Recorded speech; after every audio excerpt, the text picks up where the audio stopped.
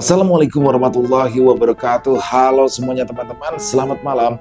Selamat datang kembali di channel kesayangan kita, channel Ilo Ekstrim, dan masih bersama saya Ilo. Dimanapun teman-teman berada, semoga teman-teman selalu dalam keadaan sehat walafiat tanpa kekurangan satu apapun. Amin amin ya robbal alamin. Dan pada kesempatan yang baik ini, saya akan membawakan satu kisah favorit kita semua, kisah warung kopi Bang Doni. Wow, kisah dari Mas Dani SBR yang selalu ditunggu-tunggu ya teman-teman ya. Tapi sebelum kita masuk ke dalam kisahnya, buat teman-teman yang mungkin belum subscribe channel Ilo Ekstrim, yuk bisa diklik dulu tombol subscribe-nya. Jangan lupa lonceng notifikasinya juga dinyalakan agar teman-teman selalu mendapatkan notifikasi dari konten-konten yang akan kami upload selanjutnya. Dan untuk channel Ilo Ekstrim ini kami upload setiap hari teman-teman ya. Setiap malam jam 7 malam waktu Indonesia bagian Barat. Oke, gak pakai berlama-lama lagi, pasti udah kesabaran kan? Untuk masuk ke dalam kisahnya, kita langsung saja masuk ke dalam kisahnya. Bodohoro guna-guna di rumah keluarga Pak Setio, warung kopi Bang Doni. Malam itu, Aja tak bisa tidur. Dia memikirkan sosok yang sempat dilihatnya di dalam pavilion. Apakah itu Pak Sembodo? Jika iya, mengapa ia berbuat demikian? Atau itu adalah sesuatu yang lain? Entahlah. Aja tak mau berlama-lama memikirkan hal yang menurutnya tak penting. Dia pun segera melihat wajah Clara yang sudah terlelap tidur di sampingnya. Hingga tiba-tiba mata Clara pun terbuka. Ya, rupanya Clara juga belum tidur. "Kamu belum tidur sayang?" tanya Ajat. "Belum. Kamu juga kenapa belum tidur?" tanya Clara balik. "Gak tahu ini, mata kok kayaknya gak mau merem aja. Oh iya sayang, aku mau tanya, kalau pas mode itu teh siapa?" Mendengar pertanyaan itu, Clara langsung mengernyitkan dahinya. "Kenapa memang sayang?" "Gak tahu. Cuma pengen tahu aja." "Oh, Pak Dodo itu sahabatnya Papa. Dari dulu dia suka bantuin Papa dalam mengelola bisnisnya. Tapi aku sendiri juga nggak tahu ya peran dia apa. Yang pasti kalau ada apa-apa, Papa pasti konsultasinya sama dia. Dulu pas masih tinggal di rumah ini, Pak De itu suka nginep dan dia menempati pavilion di belakang," ungkap Clara. Aja terdiam. Pikirannya sempat menerawang, namun kemudian dia pun menyuruh Clara untuk kembali tidur. "Ya udah sayang, kamu tidur lagi aja ya. Besok kita ke rumahku. Mama udah masakin kita," katanya. Mendengar itu, Clara mengangguk sambil tersenyum. Sementara itu, di tempat yang berbeda, terlihat di sebuah pos hansip, Pak Sadeli, Mas Karyo, Doni, dan juga Gembul sedang berkumpul. Rupanya mereka sedang melakukan kegiatan ronda yang diadakan oleh Pak Sadeli selaku ketua RT. "RT, minggu kemarin kok gak datang ke hajatannya Haji Budi Juragan Besi? Waduh, ada dangdutannya loh Pak RT. Meriah banget acaranya," ucap Mas Karyo.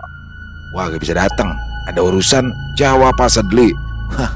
Pak RT nyesel, soalnya biduannya cantik-cantik banget. Ledek Mas Karyo memanas-manasi Pak Sadeli. "Elah, belagu lu buluk, gaya-gayaan mau godain biduan, nah nyawer aja lu minta kembalian.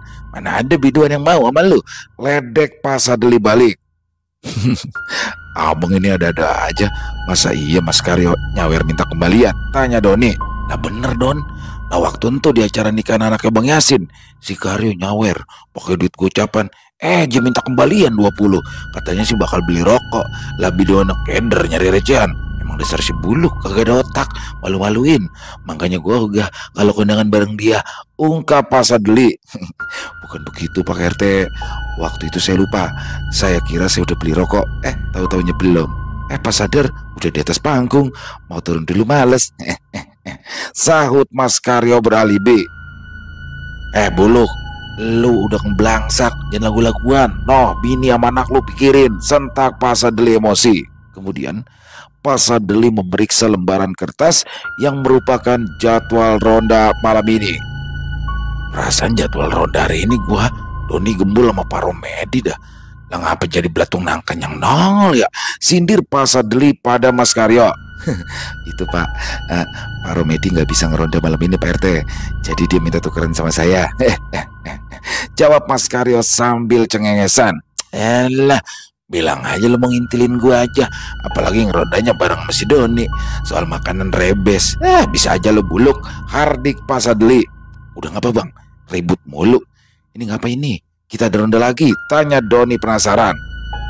Jadi begini Don, di kelurahan sebelah lagi banyak yang kehilangan motor. Nah, gua selaku ketua RT kagak mau hal yang kayak gitu kejadian di kampung kita.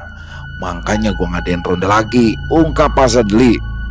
Masalahnya abang ngasih taunya mendadak. Lah untung saya lagi kagak sibuk, saut Doni. Ya elah Don, emang lu sibuk apaan sih?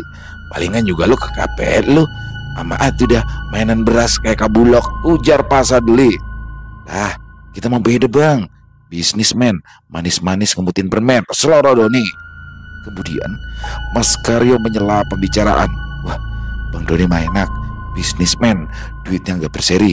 Tapi ngomong-ngomong bang, kenapa Bang Doni itu kalau kemana-mana harus selalu dikawal sama Mas Gembul ya? Tanya Mas Karyo. Mendengar pertanyaan itu, Doni langsung memicingkan matanya ke arah Mas Karyo. Dikawal?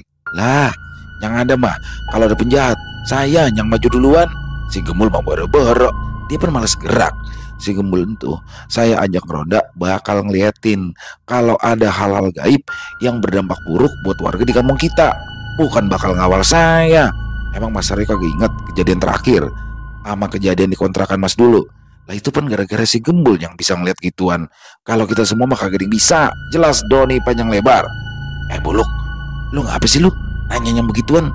Lalu udah tahu si Gembul punya kebiasaan masalah gaib. Lah emangnya lu bisanya ngomong doang sama ngabisin rok orang? Hardik Pak Sadli pada Mas Karyo. Mendapati itu, Mas Karyo langsung ciut sambil cengengesan. Ya jangan marah Pak RT, saya kan cuma nanya. Malu bertanya sesaat kemudian.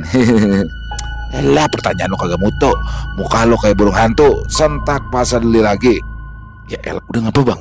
Lah dari tadi Mas Karyo disentak-sentak mulu, ntar jadi sakit kuning. Bul, lo dimbayar deh tadi, hantuk li ya? Tanya Doni yang langsung menoleh ke arah Gembul. Enggak bang, saya cuma lagi nyimak aja, saut Gembul. Nyimak, tatonya mata lu rapet, saut Doni. Oh ya Pak RT, ngomong-ngomong, RT 3 sekarang itu udah pasang CCTV. Tempat kita kapan Pak RT? Kan enak tuh, ntar saya bisa masuk TV. Usul Mas Karyo. Lu mau masuk TV yuk, lu jadi maling gih, ntar masuk TV dah. Tapi lu digebukin dulu, ledek Pak Sadli. Walah Pak RT ada-ada aja sih, masa iya saya disuruh jadi maling, sahut Mas Karyo sewot. Tapi boleh juga tuh bang, kenapa kampung kita nggak dipasangin CCTV aja? Timpal Doni dengan wajah cemberut. Pak Sadli berkata, agak ada dananya. Kas RT kemarin habis bakal arisan ibu-ibu di Ragunan.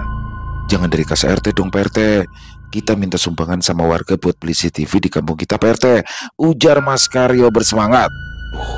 Gue males banget kalau minta sumbangan sama warga. Habis itu gue takut tumpuan. Ntar kalau hasil duit sumbangannya kurang bakal beli CCTV bagaimana? Masa iya mau dibalikin lagi tuh duit? Ujar Pak Sadli menjelaskan. Begini deh bang, abang mintain aja sumbangan dulu, ntar kalau kurang saya yang nambahin, saut Doni yang seketika membuat wajah Pak Sadli berseri-seri. Yang boneng lu Don. Ya udah kalau begitu gas dah. Ntar gua tanya si Anton, bendahara RT 3, katanya dia yang masang CCTV di tempatnya, saut Pak Sadli tersenyum. Nah berarti kalau udah ada CCTV kita kagak perlu ngeronda lagi kan? Tanya Doni. Ya kagak perlu, jawab Pak Sadli. Di situ wajah Mas Karyo nampak muram. Ya terang saja karena dia akan kehilangan salah satu pemasukannya. Perlu diketahui, jika ada warga yang berhalangan untuk ronda, maka mereka akan membayar Mas Karyo untuk menggantikannya. Demi mencegah dihentikannya kegiatan ronda itu, Karyo pun mencari alasan pada Pak Sadli selaku ketua RT. Tapi Pak RT, CCTV itu kan gak bisa nangkep maling, cuma bisa ngerekam doang, ujar Mas Karyo. Lah iya ya, bener juga bang. Lah CCTV mah cuma bisa ngerekam doang. Saud Doni setuju dengan perkataan Mas Karyo. Pak Sadeli pun nampak bingung. Rupanya perkataan Mas Karyo ada benarnya juga. Hingga tiba-tiba Mas Karyo pun memberikan usul. Begini aja Pak RT, daripada bingung-bingung, mending Pak RT gaji saya aja buat jadi hansip di sini. Nah nanti tiap malam saya bakalan keliling kampung untuk menjaga keamanan di sini. Gimana Pak RT? Tanya Mas Karyo. Lah bisa itu. Ya bang, mending Mas Karyo aja kita jadiin hansip di mari. Dia pun nganggur itu. Saud Doni mendukung Mas Karyo. Lah emangnya lo ada pengalaman jadi hansip yo? Tanya Pak Sadeli balik. Waduh, Pak RT ini nih ngeremehin saya. Gini, dulu saya itu pernah bekerja di pelayaran. Jawab Mas Karyo meyakinkan. Widih, yang bener Mas Karyo. Berarti Mas Karyo udah keliling luar negeri dong, ujar Doni kagum. Yang gak sampai ke luar negeri Bang Doni. Lah wong kapal paman saya kecil kena ombak dikit aja oleng. Saya waktu itu ikut paman saya nangkep ini kan. Jelas Mas Karyo sambil cengengesan. Lah itu mah bukan pelayaran. Itu namanya lu jadi nelayan. Pelayaran, badan lu bogarem, buluk. Hardik Pak Sadeli sewot. Ya sama aja tuh Pak RT. Sama-sama di laut juga kan. Nangkep ikan aja saya bisa, apalagi nangkep maling. Ya enggak. Ledek Mas Karyo. Ya udah bang, udah ketemu tuh solusinya. Jadiin aja Mas Karyo hansip di mari. Ntar gajinya mintain dari iuran warga, ucap Doni. Ya dah, ntar di rapat RT gue omongin. Kalau warga pada setuju ya, si Karyo bakal jadi keamanan di mari. Tapi kalau warga kagak setuju, ya gua kagak bisa apa-apa, ujar Pak Sadeli. Siap RT, jawab Mas Karyo. Di tengah obrolan itu, Doni sempat menoleh ke arah Gembul. Dan saat itu ia melihat sahabatnya itu. Doni langsung berkata, dah, gua kata juga apa, meleng dikit matanya pasti langsung rapat, ujar Doni yang sewot melihat Gembul yang sudah tertidur pulas. Pucuk deh si Gembul. Lah bisa aja dia tidur posisi duduk begitu, udah kayak patung arca, saut Pak Sadeli. Dia nih kalau lagi begini nih tinggal dikasih sajen doang, jadi dia patung berhala, ucap Doni jengkel. Tak ayal ketiganya tertawa melihat Gembul yang tertidur dalam posisi duduk bersila. Keesokan harinya di kediaman Pak Setio, Ajat baru saja selesai sholat subuh berjemaah dengan Clara istrinya. Di situ, dia mengajak Clara untuk berkeliling di sekitar rumahnya yang terletak di salah satu bilangan Jakarta Selatan. Sayang, kita jogging yuk. Kayaknya suasana di sini enak deh buat jalan pagi, ajak Ajat. Clara pun langsung menganggukkan kepala tanda setuju. Saat itu, keadaan rumah Clara masih dalam keadaan sepi. Hanya Bu Yuyun, sang ART yang sedang bersih-bersih rumah. Mas Ajat sama Mbak Clara sudah bangun, mau saya siapin sarapan? Tanya Bu Yuyun. Nggak usah Bu Yuyun, saya sama Pak Ajat mau olahraga dulu ya keluar. Nanti kalau Papa sama Mama tanya, bilang aja kita berdua lagi jogging keluar, ujar Clara. Baik Mbak Clara, jawab Bu Yuyun. Sayang, aku ke toilet sebentar ya, mau pipis, ucap Clara. Ya udah, aku tunggu di luar ya, jawab Ajat. Saat Ajat berada di luar rumah, langit masih tampak gelap. Rupanya mentari belum menampakkan sinarnya. Ajat sempat menoleh ke arah pavilion di belakang. Terlihat bangunan tersebut masih tampak tenang. Lampu-lampunya masih menyala, menandakan bahwa Pak Sembodo belum bangun. Saat itu, Ajat baru menyadari betapa besar rumah sang mertua.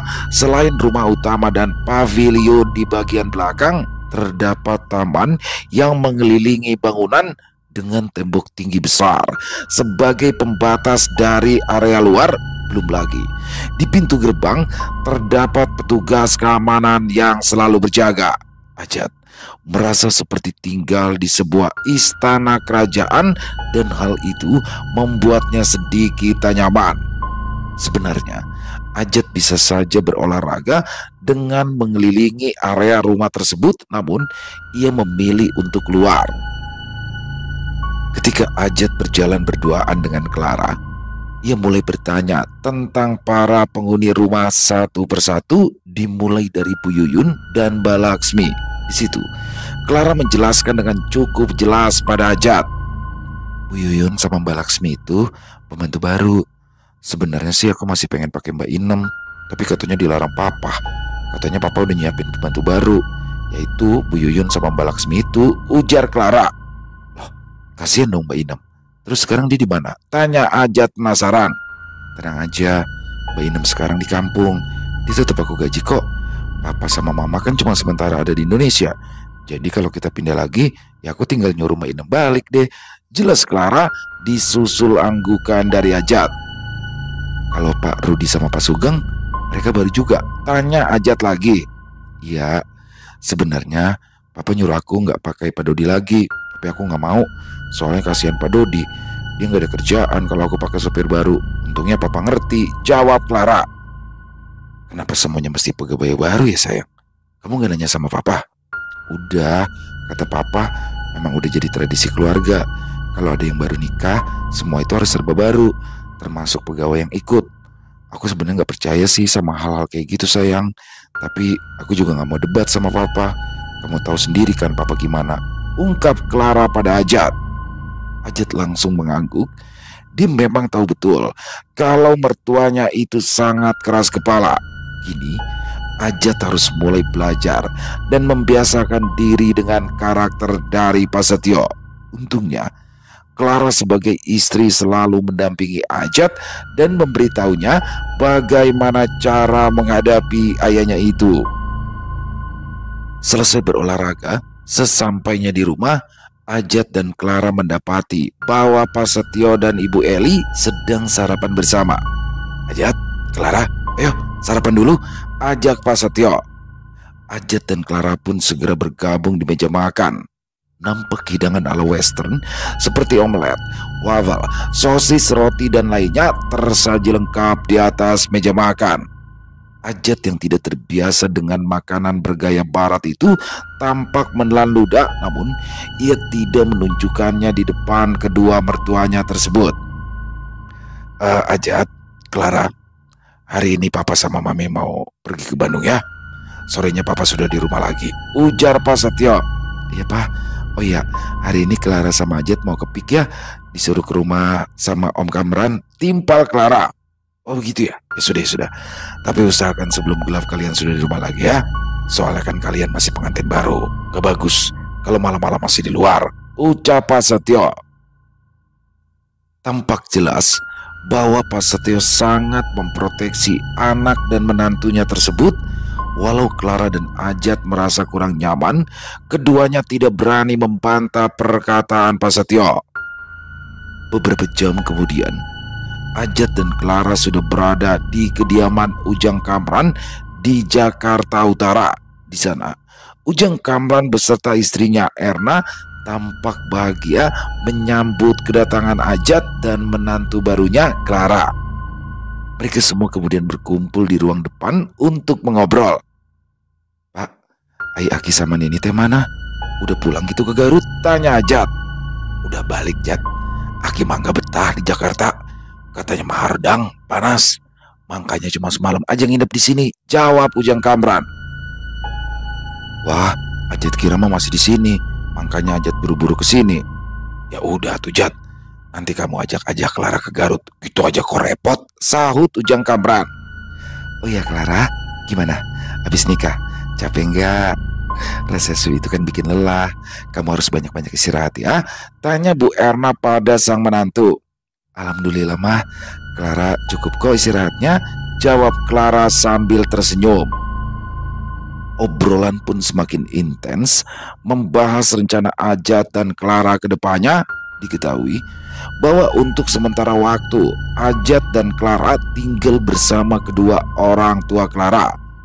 Ujang Kamran dan istrinya Erna sama sekali tidak mempermasalahkan hal tersebut. Justru mereka bersyukur karena anak mereka memiliki mertua yang begitu perhatian seperti Pak Setio dan Bu Eli. Di tengah pembicaraan, kedua orang tua Ajat menyampaikan bahwa mereka berencana untuk pergi umroh. Mendengar hal itu, baik Ajat maupun Clara tampak senang. Doain Clara sama Ajat ya mah, Pak, pinta Clara pada kedua mertuanya. Ya itu mah udah pasti atuh Clara. Bapak doain biar kalian berdua langgeng ke depannya. Punya anak yang sehat, sayang sama orang tua, sahut Ujang Kamran sumringah. Setelah cukup lama berbincang, Ajat melihat Clara yang mulai mengantuk. Ia pun segera menyuruh istrinya itu untuk beristirahat di kamarnya. Sementara itu, sang ibu yang ingin pergi ke supermarket meninggalkan Ujang Kamran berdua bersama Ajat. Hingga akhirnya Ujang Kamran bertanya pada Ajat, "Kamu gimana? Tinggal sama mertua kamu? Ada kesulitan atau enggak?" "Aman Pak, tapi emang Ajat bingung sama Pak Setio. Ajat sama Clara nggak boleh kemana-mana, keluar malam aja nggak boleh. Katanya mah di keluarganya kalau pengantin baru itu harus ada di rumah, jangan kemana-mana dulu," ujar Ajat. "Ya udah, kamu turutin aja ya. Mungkin mereka khawatir." "Iya Pak," jawab Ajat. "Kamu perlu sih mau nggak?" tanya Ujang Kamran. "Buat apa Pak?" tanya Ajat balik.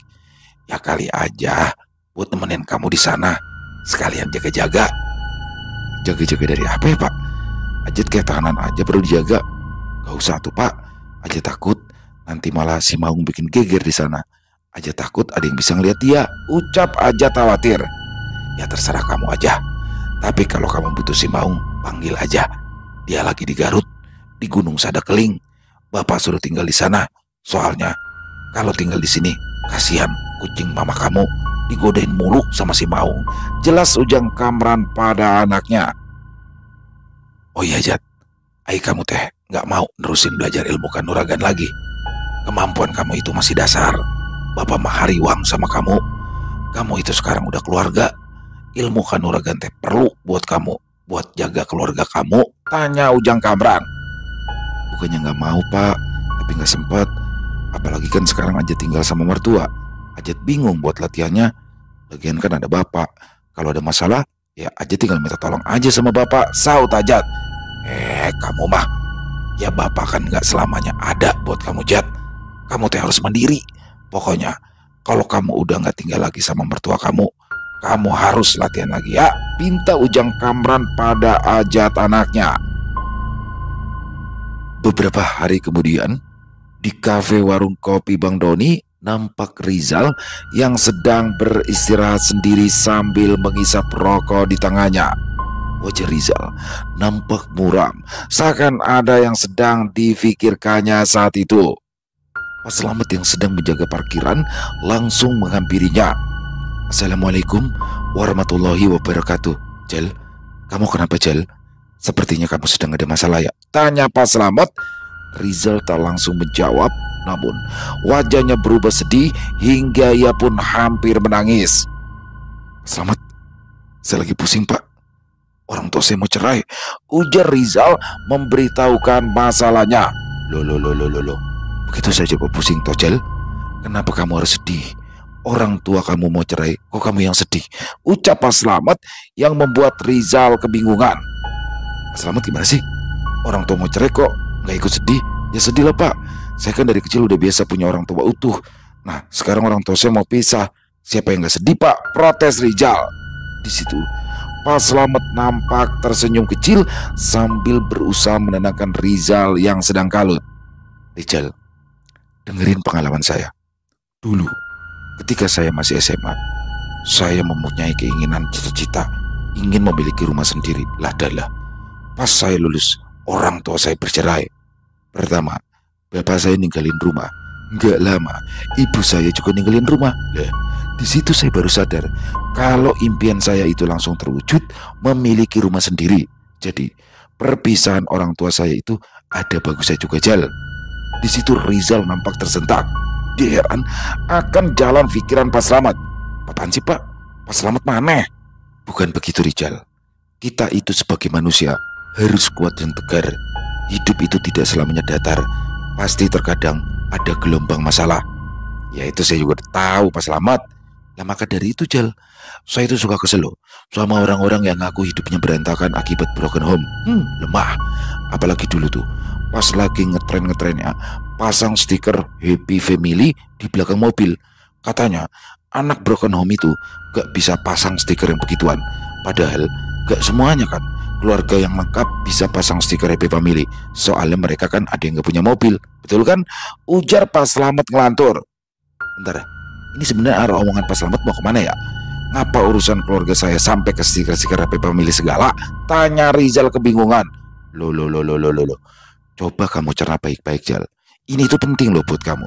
Seumpama ya, memang orang tua kamu beneran bercerai, kamu itu jangan ikut terpuruk. Kamu harus tegar. Tidak semua keluarga yang bercerai itu tidak bahagia. Kalau seumpama orang tua kamu bercerai, kamu masih punya rumah, mobil, motor. Coba lihat keluarga yang masih utuh, yang kalau naik motor bonceng 3, kelihatannya gimana? Susah, Jal. Kamu pilih mana? Cerai naik mobil atau utuh naik motor? Hah? Ya pasti pilih naik mobil lah, betul kan? Tanya Pak Slamet nyeleneh. Mending saya pilih kagak ngomong sama Pak Slamet, ujar Rizal sewot sambil bergegas meninggalkan Pak Slamet sendirian di parkiran.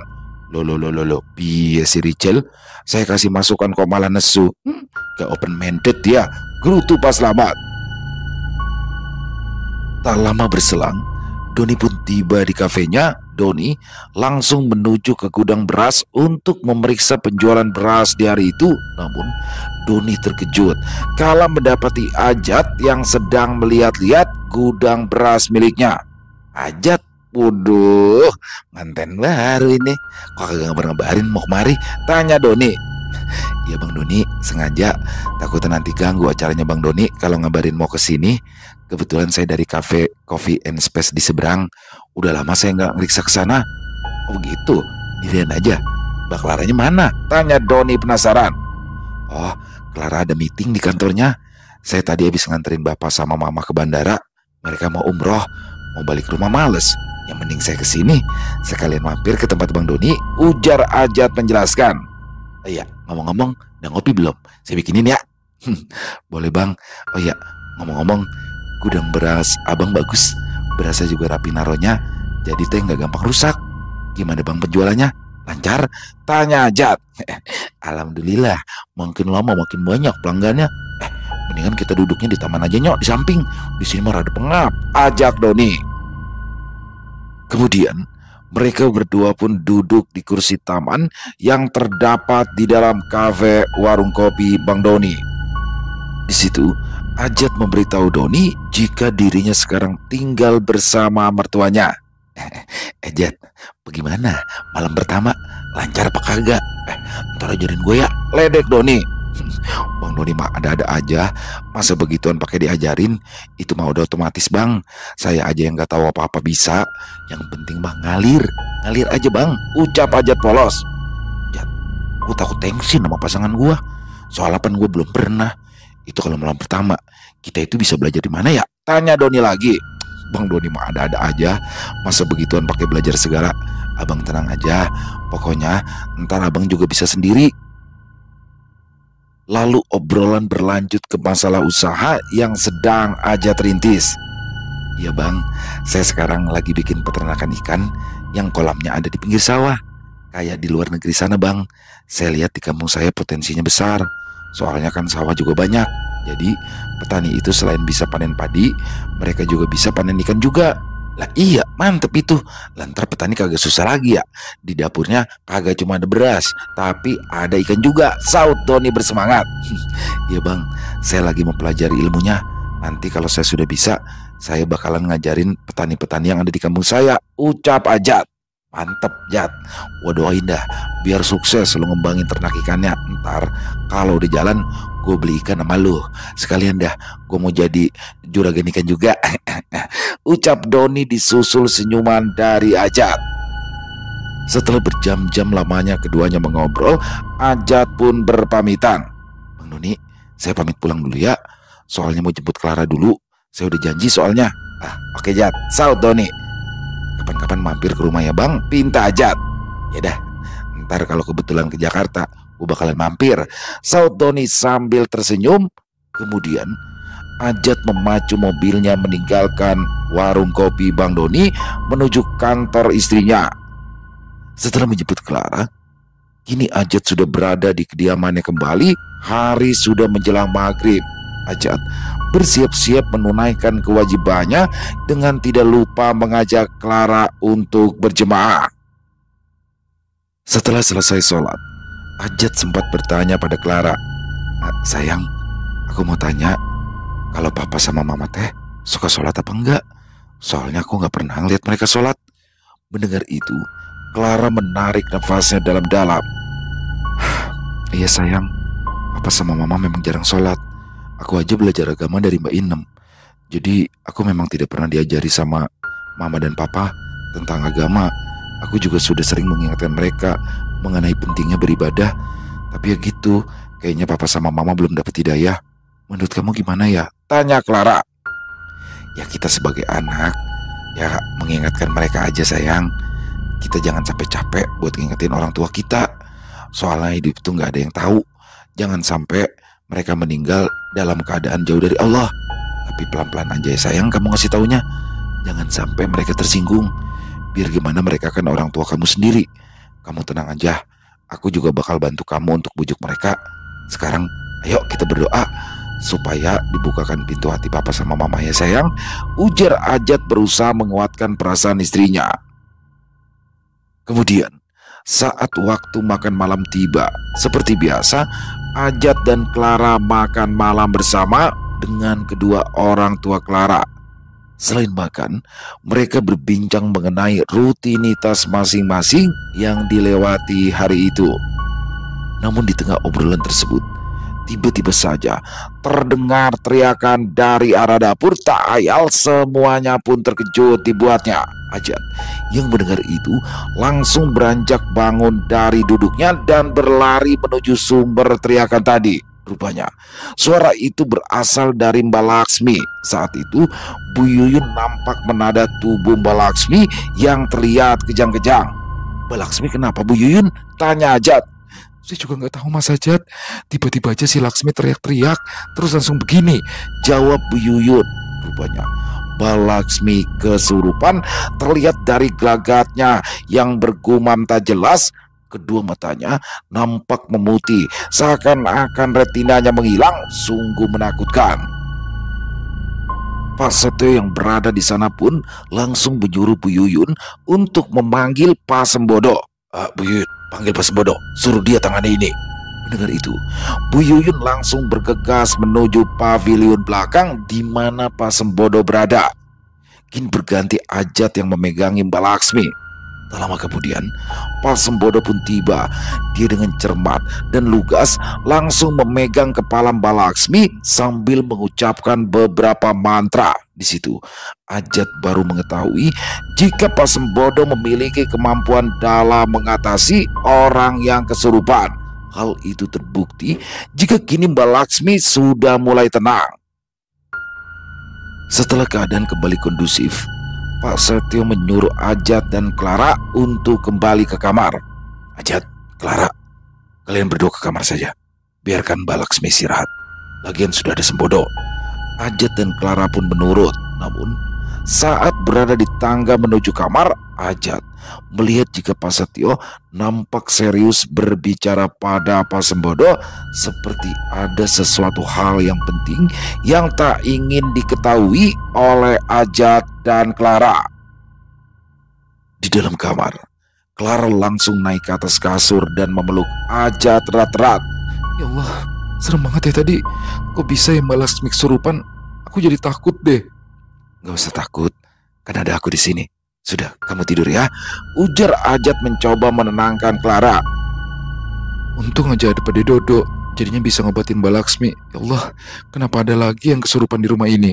"Loh, memangnya dulu-dulu juga sering ada yang kesurupan?" tanya Ajat penasaran.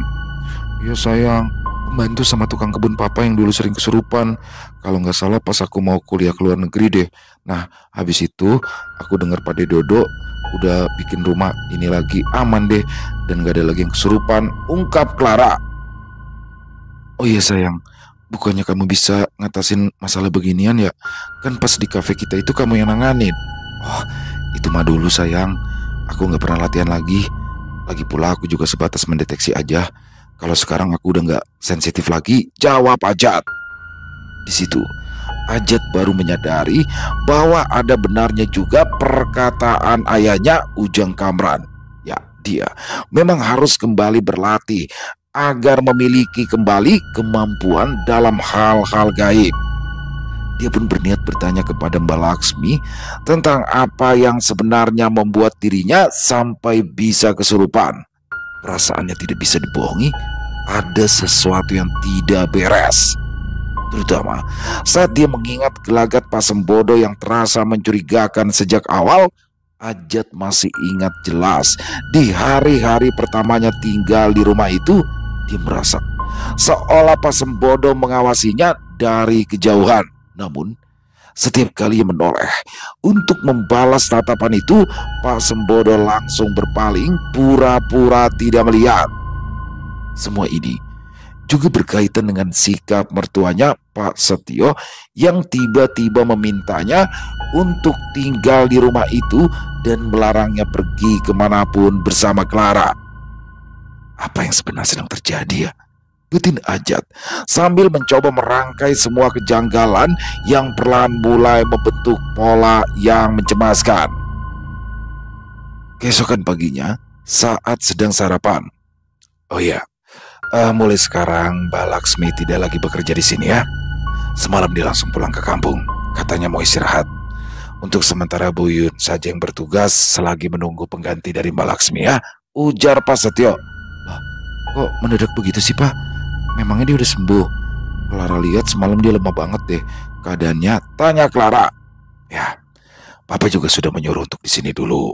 Tapi ya Mbak Laksmi sendiri yang maksa mau pulang. Ya Papa nggak bisa nahan dong, jawab Pak Setio. Oh iya, hari ini Papa sama Mama ada planning kemana? Tanya Clara lagi.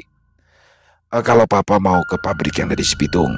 Kalau Mama biasa, dia mau kumpul sama teman-temannya di salon, ujar Pak Setio. Kalau kamu hari ini Jet, ada planning kemana? Tanya Pak Setio pada menantunya. Nggak kemana-mana Pak, paling nanti jemput Clara kerja. Sebenarnya sih Ajat mau ke Garut dulu Pak minggu ini. Soalnya Ajat ada yang mau dikerjain. Apa boleh Ajat pergi ke Garut dulu? Tanya Ajat pada sang mertua. Di situ wajah Pak Setio langsung berubah, tersirat ketegangan di dalamnya. Ajat, kalau bisa kamu tunda dulu rencanamu ke Garut ya. Papa mau kamu di sini dulu. Mendengar itu, Ajat tak berani membantah. Malam harinya, di kafe warung kopi Bang Doni, nampak Pak Sadli dan Mas Karyo mendatangi Doni yang sedang berada di sana. Lah, tumbenan ini, pada kemari malam-malam begini. Abang lagi berantem ya sama bini ya? Tanya Doni sekaligus meledeknya. Suek banget lu Don, kalau ngomong sembarangan aja, sahut Pak Sadli sewot. Di situ nampak Mas Karyo melihat-lihat ke sekeliling kafe milik Doni dengan terpana. Waduh, kafenya Bang Doni bagus banget ya Pak RT. Gimana lain kali rapat RT kita adain di sini aja Pak RT, sekalian bisa cuci mata. Waduh, boleh juga tuh ide lo. Gimana Don? Tanya Pak Sadli. Lah enak aja, ini kafe bukan kantor RW. Abang jangan ngadi-ngadi dah. Ini ada apa nih? Sebenarnya abang kemari malam-malam, tanya Doni penasaran. Jadi begini Don, tadi kan gue udah rapat nih sama warga buat pasang CCTV. Nah, di rapat itu si Karyo juga udah disetujuin bakal jadi keamanan di kampung kita. Nah ini gue mau langsung ngabarin sama lu ini. Lu beneran ya?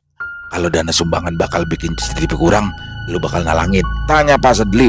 Bujuk, cepet amat pergerakannya. Lah baru kemarin diomongin, udah digas aja. Ya udah, tenang aja Bang, jawab Doni. Lalu tahu gue apa Don? Kalau masalah kerjaan mah gue gercep, kagak pakai lelet-lelet. Oh iya, satu lagi nih, selain Karyo, gue juga mau jadiin Gembul, bakal jadi keamanan di kampung kita, ujar Pak Sadli yang membuat Tony terkejut. Lah, abang main tunjuk-tunjuk aja sih Gembul jadi keamanan, kagak pakai persetujuan saya dulu. Gembul itu kan pegawai saya Bang, ntar keganggu kerjanya di mari, saut Doni merasa keberatan. Lu tenang aja ngapa Don? Itu kan cuma formalitas, kagak bakal ngeganggu dah kerjaan si Gembul. Kalau masalah tugas keliling, biar si Karyon dirian aja. Cuman kalau ada kejadian tertentu, kan gua kudu minta bantuan Gembul. Kan dia doang yang bisa ngatasin masalah-masalah begituan. Jelas Pak Sadli. Iya Bang, kalau tugas keliling biarin saya sendiri aja. Soalnya kan saya sudah ditonjok sama Pak RT buat jadi keamanan, ujar Mas Karyo. Ditonjok, bolok, bukan ditonjok. Mau lu gue tonjok, sahut Pak Sadli sewot. Ya maaf, ditunjuk, sahut Mas Karyo cengengesan. Terserah abang aja dah. Lagian juga si Gembul kagak usah dijadiin keamanan, dia juga tetap bakalan nolongin orang kalau ada masalah-masalah goib, ucap Doni. Ya bukan begitu Don, gue mah cuma mau apresiasi jasa-jasa si Gembul aja. Dia kan udah sering tuh nolongin warga, makanya kalau dia punya status keamanan kampung, pan dia juga bangga. Jadi nanti warga hormat sama dia, soalnya pan dia punya kemampuan lebih bakal nolongin warga, ungkap Pak Sadli menjelaskan alasannya menjadikan Gembul sebagai keamanan kampung. Di situ Mas Karyo langsung menyela perkataan Pak Sadli. Maaf nih Pak RT, sebenarnya saya juga mau ngaku kalau saya itu juga punya kemampuan kayak Mas Gembul. Lawang di kampung saya terkenal sama ilmu-ilmu klinik. Pak RT sama Mas Doni inget gak? Dulu itu pernah ada fenomena spirit doll. Oh, yang katanya boneka ada arwahnya ya, saut Doni. Nah itu boneka yang dimasukin arwah. Kalau di kampung saya bukan boneka aja yang dimasukin arwah, tapi bisa golok, pisau, gunting, sendok, semua bisa diisi arwah. Wong orang di kampung saya mah udah biasa punya perabotan dapur isinya arwah. Jadi jangan heran kalau malam-malam di kampung saya denger magic chair bisa nangis, ujar Mas Karyo. Buluk, lu jangan ngadi-ngadi dah. Masa ya ada magic chair bisa nangis, ujar Pak Sadli mulai emosi. Loh Pak RT gak percaya ini. Malahan dulu ya, pernah waktu itu saya nyaksin sendiri ada warga kampung saya yang kesurupan terus ngebenturin kepalanya ke tembok. Pas ditanya, dia itu kesurupan setan baskom anti pecah, ungkap Mas Karyo yang membuat Pak Sadli bertambah emosi. Buluk, lancar banget lo ngomong begitu. Lama-lama gue tonjok beneran nih. Lah mana ada orang kesurupan setan baskom anti pecah, ucap Pak Sadli. Bang, sabar bang. Kali aja emang ada setan baskom anti pecah. Lah namanya juga dimasukin arwah, ledek Doni pada Pak Sadli. Gue lama-lama nyesel nunjuk si Buluk jadi perangkat gue. Gue curiga dah Don, dia gila bener ya, ucap Pak Sadli asal. Sementara itu di kediaman Ajat, di kamarnya yang berada di lantai 2, Ajat masih belum bisa memejamkan mata. Sementara itu Clara istrinya sudah lebih dulu terlelap. Hingga tiba-tiba telinganya menangkap suara piring pecah dari arah bawah. Suara itu terdengar cukup jelas, seolah berasal langsung dari lantai dasar rumah. Tanpa berpikir panjang, Ajat segera bangkit dari tempat tidurnya dan bergegas turun ke bawah. Sesampainya di bawah, dia melihat jam dinding baru menunjukkan pukul 9 malam. Meskipun belum terlalu larut, suasana rumah sudah sangat hening. Ajat langsung menuju dapur yang dipikirnya adalah sumber suara pecahan tadi. Namun setibanya ia di sana, tak ada satupun piring atau benda lain yang tampak pecah. Ia pun mengedarkan pandangannya ke segala arah, mencoba memastikan, tapi hasilnya tetap nihil. Tak ada apa-apa. Dapur bersih seperti sedia kala, seolah tak pernah terjadi apapun. Ajat mengernyit. Apa aku salah dengar ya? Betinya. Namun ia yakin betul suara tadi nyata, sangat jelas, seperti memang terjadi tepat di bawah kamarnya. Ajat berdiri terpaku di ambang pintu dapur. Hening. Hanya suara detak jam dinding yang terdengar. Tiba-tiba hawa dingin menyelinap di tengkuknya, bukan sekedar dingin biasa, seperti hembusan nafas seseorang dari arah belakang. Ajat spontan menoleh. Tak ada siapapun, namun saat ia kembali menatap ke depan, lampu dapur tiba-tiba berkedip pelan hingga akhirnya padam. Ajat menelan ludah. Perlahan ia melangkah mundur, langkahnya pelan, nyaris tanpa suara, tapi jantungnya berdentam keras di dalam dada. Tiba-tiba saja kursi yang berada di pojok meja makan bergerak sendiri, terdorong seakan-akan seseorang baru saja duduk di atasnya, tapi tak ada siapapun di sana. Ajat kembali mundur setapak, nafasnya memburu hingga membuatnya penuh kewaspadaan. Seketika lampu dapur kembali menyala berkedip-kedip seperti senter kehabisan baterai. Di lantai dekat wastafel kini tampak sebuah piring yang pecah. Pecahannya berserakan dan di tengah-tengahnya ada sehelai rambut panjang berwarna hitam basah seperti baru direndam air. Seketika ia mendengar suara yang membuat bulu kuduknya berdiri. Suara Clara dari atas. Clara menjerit. Mendengar itu, Ajat tersentak. Tak membuang waktu, Ajat berlari menghampiri istrinya yang seorang diri di dalam kamar. Ajat melihat Clara yang nampak kejang, seakan ada sesuatu yang merasukinya. Sayang, kamu kenapa sayang? Teriak Ajat berusaha menyadarkan sang istri. Rupanya teriakan Clara juga didengar oleh penghuni rumah yang lain. Dalam waktu sekejap, Pak Setio beserta Bu Eli, ibunda Clara, sudah berada di dalam kamar disusul Bu Yuyun yang datang belakangan. Astaga Clara, Bu Yuyun, segera panggil Pak Sembodo, perintah Pak Setio. Panik. Di situ Ajat langsung merapalkan doa-doa yang dihafal sambil memeluk Clara, menahan tubuhnya yang terlihat ingin memberontak. Ayat kursi, surah Yasin, Ajat kumandangkan agar makhluk yang mengusik Clara segera keluar dari tubuhnya. Alhasil, Clara mulai terlihat tenang, namun dia masih tak sadarkan diri. Di situ, Pak Setio nampak tak sabaran menunggu Pak Sembodo yang tak kunjung datang. Aduh, mana ini Sembodo? Kenapa lama sekali dia?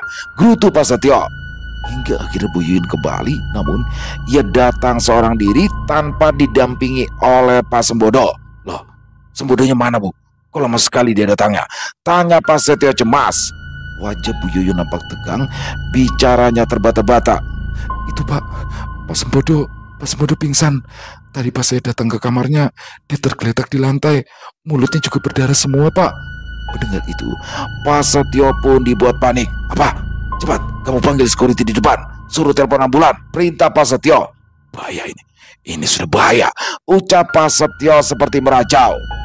Di situ Ajat berusaha menenangkan Pak Setio dan istrinya. Papa, Mama tenang ya. Jangan panik. Clara sudah tenang. Ada Ajat yang jagain. Sekarang Mama sama Papa ke bawah aja.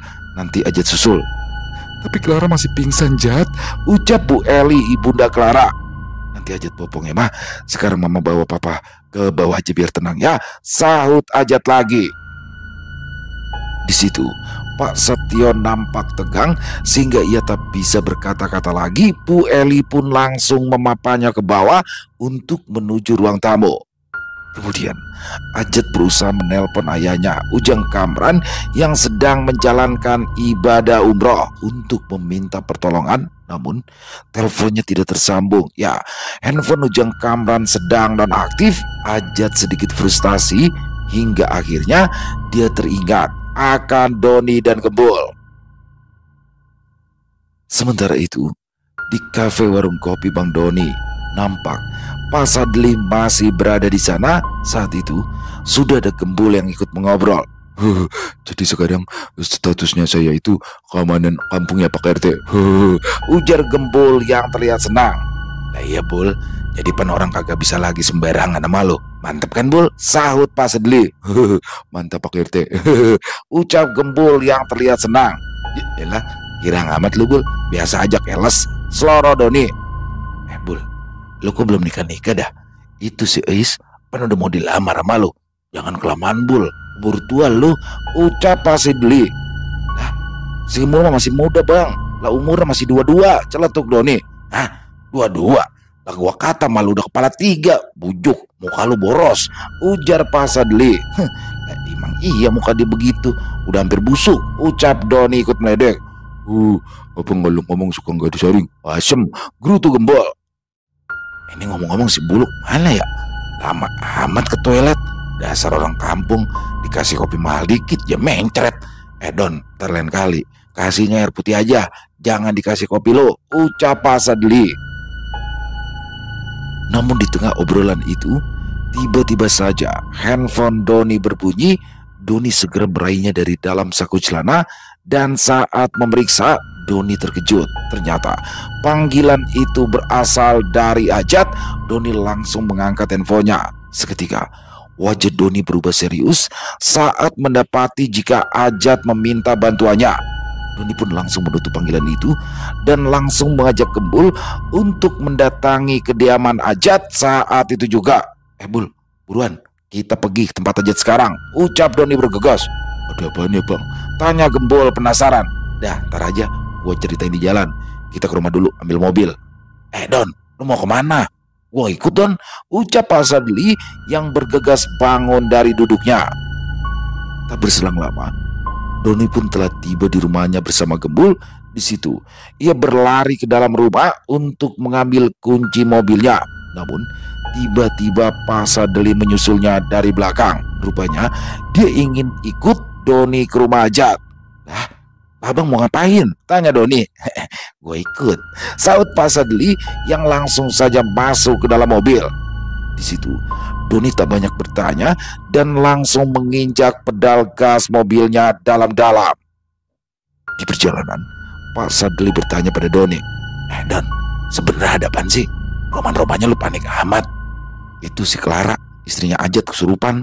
Terus orang rumahnya juga ada yang pingsan, jawab Doni. Waduh, urusan membedi lagi nih mah, ujar Pak Sadli. Loh, Mas Karyonya keikut Pak RT, tanya Gembul. Buluk gue tinggal, lagi berak lama banget, sahut Pak Sadli. Parah Pak RT, datang berdua malah ditinggal, kasihan kan Mas Karyo, ujar Gembul. Sementara itu di kediaman Ajat, terlihat Ajat sedang membopong Clara dan membawanya ke ruang tamu. Dengan hati-hati, ia merebahkan istrinya di sebuah sofa besar di sana. Di ruangan itu, tampak Pak Setio tengah berbicara serius dengan salah satu petugas keamanan yang berjaga di rumahnya. Kamu bisa nyetir mobil? Kalau bisa, cepat bawa Sembodo yang ada di pavilion belakang. Kalau nunggu ambulan kelamaan, lalu hubungi komandan kamu untuk menambah personel penjagaan di sini. Cepat! Perintah Pak Setio tegas. Security itu langsung bergegas meninggalkan Pak Setio untuk melaksanakan perintahnya. Sementara itu, Ajat masih duduk di samping Clara, membaca ayat-ayat suci dengan lirih untuk menenangkan istrinya. Sesekali, ia mengusap kening Clara, berusaha menyadarkannya. Di sisi lain, Bu Yuyun juga ikut berjaga, memijat-mijat kaki Clara dengan penuh cemas. Tak jauh dari mereka, Bu Eli tampak gelisah melihat kondisi anaknya. Jat, kok Clara gak sadar-sadar ya? Apa kita bawa ke hospital aja ya? Tanya Bu Eli khawatir. Ya mah, nanti ya, soalnya ini bukan masalah medis. Ajat takut Clara malah semakin mengamuk. Sekarang kita tunggu dulu bantuan dari teman Ajat ya. Dia sangat mengerti tentang hal-hal kayak gini, jawab Ajat pelan. Di sudut ruangan, wajah Pak Setio juga tak mampu menyembunyikan kekhawatirannya. Keadaan Clara benar-benar membuat semua orang cemas dan prihatin. Setelah Pak Setio mendekat, Ajat segera bertanya pada sang mertua dengan suara yang penuh penekanan. Sebenarnya ini semua ada apa ya? Apa ada sesuatu yang Ajat nggak tahu? Tolong Pak, kasih tahu Ajat. Sekarang Ajat kan sudah menjadi bagian dari keluarga ini. Ajat nggak mau ada rahasia di antara kita. Semua orang yang berada di ruangan itu langsung tertunduk. Bu Eli, Bu Yuyun, bahkan Pak Setio tampak enggan membuka suara. Keheningan menyelimuti ruang tamu sampai akhirnya Pak Setio menarik nafas panjang dan mulai mengungkapkan rahasia yang selama ini tersimpan rapi dalam keluarganya. Sebenarnya, Papa sudah tahu kalau serangan seperti ini akan terjadi. Tapi Papa tidak menyangka kalau Sembodo tidak sanggup menghadapinya. Dulu, Papa juga pernah mengalami hal serupa. Tapi waktu itu, Sembodo berhasil menanganinya. Ajat terkejut kala mendengar pengakuan itu. Ia segera menatap Pak Setio dengan mata membelalak. Siapa Pak? Siapa yang melakukan semua ini? Dengan suara serak dan tubuh yang nampak semakin lemah, Pak Setio mencoba menjawab pertanyaan dari menantunya. Ini adalah perbuatan dari kakak kandung Bapak sendiri. Namanya Tommy. Dia menyimpan dana besar pada papa. Dulu, papa memenjarakan anaknya karena terbukti menyelewengkan dana perusahaan dalam jumlah besar. Setelah itu, Tommy dan seluruh keluarganya dikeluarkan dari perusahaan yang sekarang jadi milik papa. Waktu itu kakeknya Clara tidak rela jika Tommy tetap memiliki saham atau kuasa atas perusahaan ini. Pas Setio menunduk, suaranya mulai bergetar. Tommy pernah bersumpah akan membalas semua ini saat Clara menikah. Karena anak yang dulu papa jebloskan ke penjara baru saja menikah saat itu. Tommy ingin papa merasakan sakit yang sama seperti yang dia rasakan. Bedanya, Clara bukan akan masuk penjara. Tapi di sini, ucapan Pak Setio tiba-tiba terputus, tubuhnya lunglai. Ia terduduk lemas, tak sanggup melanjutkan kata-katanya. Di matanya tergambar ketakutan dan kepedihan yang mendalam, membayangkan kemungkinan terburuk yang bisa menimpa putri kesayangannya. Namun, tiba-tiba saja lampu gantung yang berada di ruang tengah langsung pecah. Suara itu nyaring begitu tiba-tiba hingga mengagetkan semua orang. Belum sempat siapapun bereaksi, lampu-lampu di seluruh rumah mendadak padam, menyisakan hanya satu sumber cahaya samar di ruang depan. Kegelapan menyelimuti rumah besar itu, menciptakan suasana mencekam yang membuat bulu kuduk berdiri. Kepanikan tergambar jelas di wajah Pak Setio dan Bu Eli. Mereka semua gemetar membeku. Seolah dalam kegelapan tersebut ada makhluk-makhluk yang tak kasat mata ikut bersama.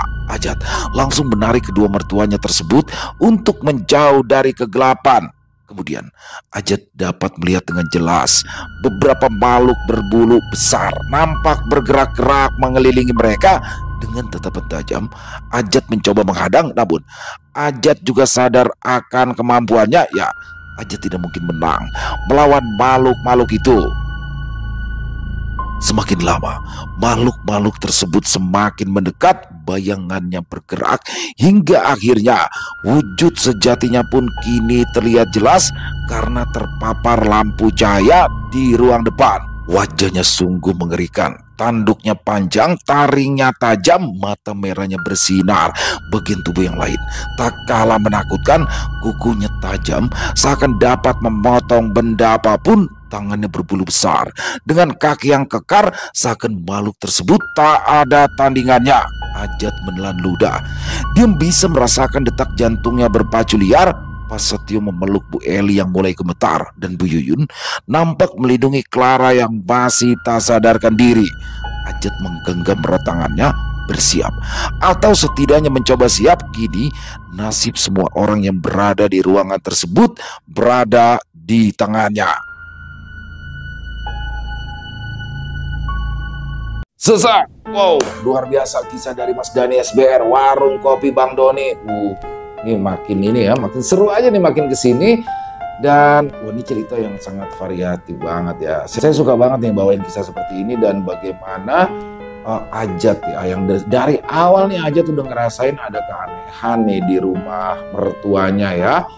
Dan itu apa namanya, cuman dia nggak berani nih ngomong, gak enak mungkin ya ngomong sama Clara apalagi sama mertuanya. Dan ternyata perasaan yang Ajat rasakan itu benar, dan akhirnya terjadi yang mana pada awalnya ada salah satu pembantunya kesurupan lalu tiba-tiba pergi pulang ke kampungnya, dan puncaknya adalah ketika Clara kesurupan. Dan di situ barulah Pak Setio mengungkapkan apa yang terjadi dalam keluarga besarnya. Dan di sini ternyata ada sangkut pautnya dengan kakak dari Pak Setio, yaitu Pak Tommy. Waduh. Dan apakah Ajat berhasil menghadapi makhluk menyeramkan itu di rumahnya?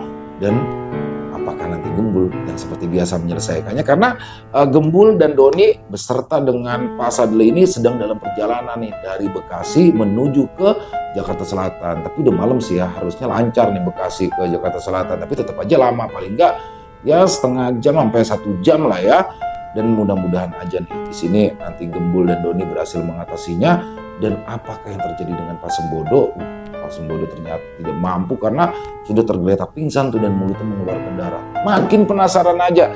Pinter banget nih Bang Dani SBR ya. Dan yang pasti kisahnya keren banget teman-teman. Jadi gak sabaran untuk minggu depan Buat Mas Dani SBR, terima kasih atas kisahnya yang luar biasa dan semoga kisah barusan bisa menghibur semua teman-teman ya, para pecinta penikmat horor misteri, lebih khususnya lagi kepada para subscriber dari channel ILO Extreme. Buat teman-teman yang mungkin punya komentar lain, punya pendapat lain, silakan bisa menuliskan di dalam kolom komentar ataupun hanya sekedar saling menyapa. Insya Allah kami akan menjawab satu persatu.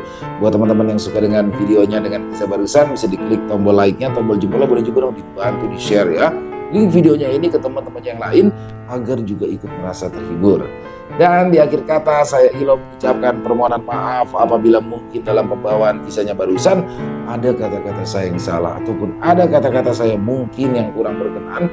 Saya mohon dibukakan pintu maaf yang seluas-luasnya. Sampai berjumpa lagi di konten-konten kami selanjutnya. Pasti tidak kalah ngerinya, pasti tidak kalah seramnya. Masih bersama saya Ilo di channel ILO Extreme. Salam sehat, sukses selalu untuk kita semua. Wassalamualaikum warahmatullahi wabarakatuh.